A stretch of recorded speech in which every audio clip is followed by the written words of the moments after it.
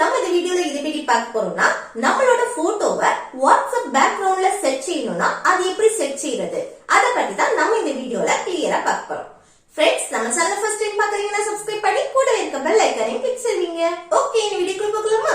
Okay, இப்போ WhatsApp பேக்ரவுண்ட்ல நமக்கு பிடிச்ச போட்டோவை வந்து செட் செய்யறதுக்கு ஃபர்ஸ்ட் உங்க பிளே ஸ்டோரை வந்து ஓபன் செய்துடலாம். ஓபன் செய்துட்டு இல்ல டிசைனர் டூல்ஸ் இந்த ஆப்பை வந்து இன்ஸ்டால் செய்துருங்க. இன்ஸ்டால் செய்துட்டு இந்த ஆப்பை வந்து ஓபன் செய்துடலாம். ஓபன் செய்துட்டு இதுல கீழே இருக்க மோக்கப் ஓவர்லே இத வந்து கிளிக் செய்துடலாம். நெக்ஸ்ட் இதுல ஃபர்ஸ்ட் இருக்க போர்ட்ரைட்ல இருக்க பிளஸ் வந்து கிளிக் செய்துடலாம். நெக்ஸ்ட் உங்க கேலரியில இருந்து எந்த போட்டோவை பேக்ரவுண்டா செட் செய்யணுமோ அந்த போட்டோ வந்து செலக்ட் செய்துடலாம். நெக்ஸ்ட் இதுல மேல இருக்க இந்த மோக்கப் ஓவர்லேய வந்து ஆன் செய்து வைங்க.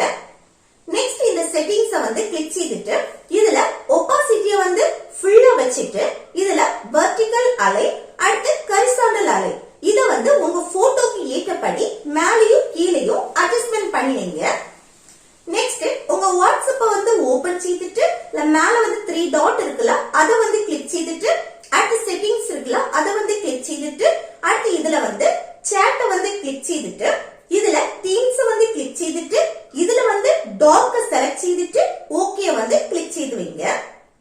இப்போ பாருங்க, வாட்ஸ்அப் பேக்ரவுண்ட்ல நம்ம போட்டோ வந்து கிளியரா தெரியுது. இப்படி நமக்கு பிடிச்ச போட்டோ வந்து வாட்ஸ்அப் பேக்ரவுண்டா நம்ம வச்சுக்கலாம். ஓகே ஃப்ரெண்ட்ஸ், இந்த வீடியோ உங்களுக்கு பிடிச்சிருந்தா லைக் பண்ணி ஷேர் பண்ணி கமெண்ட்